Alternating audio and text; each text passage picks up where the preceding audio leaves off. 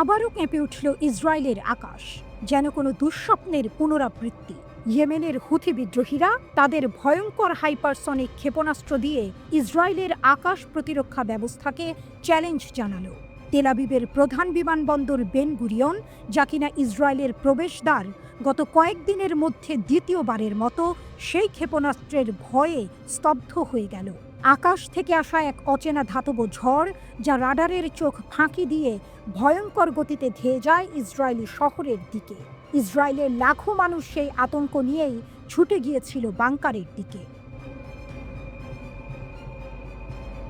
Hypersonic ক্ষেপণাস্ত্রের হামলায় Ben Gurion বিমানবন্দর সাময়িকভাবে বন্ধ করে দেওয়া হয়। বাতিল করা হয় একের পর এক ফ্লাইট। বিমানবন্দরের ভেতরে মানুষের দৌড়াদৌড়িতে বেশ কয়েকজন আহতও হন। এই দৃশ্য বুঝিয়ে দেয় কতটা অসহায় হয়ে পড়েছে ইসরায়েল, যাদের আকাশ প্রতিরক্ষা একসময় অপরাজেয় বলে মনে করা হতো। সম্প্রতি যুক্তরাষ্ট্র ইয়েমেনের হুথি বিদ্রোহীদের সাথে একটি যুদ্ধবিরতি চুক্তি করেছে। আপাত দৃষ্টিতে মনে হতে পারে এতে হয়তো কিছুটা শান্তি ফিরে আসবে, কিন্তু আসল টুইস্টটা এখানে। এই চুক্তিতে যুক্তরাষ্ট্র নিজেদের সরিয়ে নিয়েছে, একা ফেলে রেখে গেছে তাদের দীর্ঘদিনের মিত্র ইসরায়েলকে। আর সেই সুযোগটাই নিয়েছে হুথিরা। চুক্তি হওয়ার পর থেকে তারা ইসরায়েলের ওপর হামলা আরও জোরদার করেছে। তাদের ভয়ঙ্কর সব আক্রমণে এখন দিশেহারা নেতানিয়াহুর সরকার। হুথিরা, যাদের একসময় হয়তো দুর্বল প্রতিপক্ষ হিসেবে গণ্য করা হতো, আজ তারা ইসরায়েলের জন্য মূর্তিমান আতঙ্ক।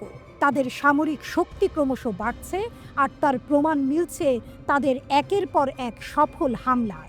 মঙ্গলবার তারা নিজেরাই নিশ্চিত করেছে যে তাদের ক্ষেপণাস্ত্র ইসরায়েলের আকাশ প্রতিরক্ষা ভেদ করে বেন গুরিয়ন বিমানবন্দরে আঘাত হেনেছে। শুধু তাই নয়, ক্ষেপণাস্ত্রের ভয়ে জেরুজালেম এবং তেল আবিবের মতো গুরুত্বপূর্ণ শহরগুলোতেও সতর্কতামূলক সাইরেন বেজে ওঠে।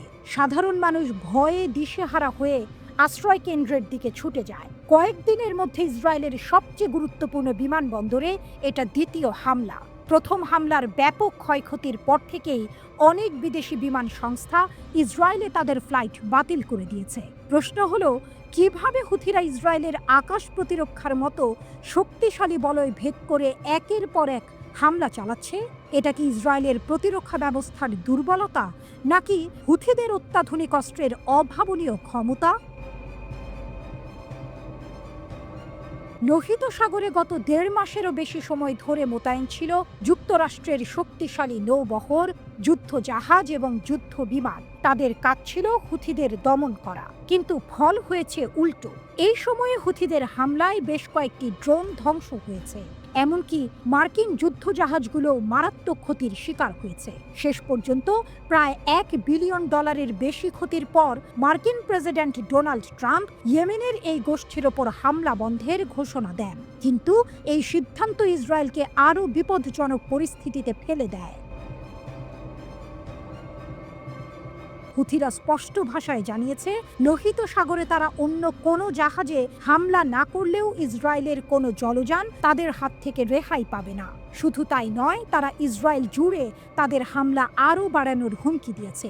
লোহিত সাগরে মোতায়েন করা মার্কিন ক্ষেপণাস্ত্র প্রতিরক্ষা ব্যবস্থা হয়তো আগে কিছু হামলা ঠেকাতে পারত, কিন্তু এখন সেই সুরক্ষা বলয় আর নেই।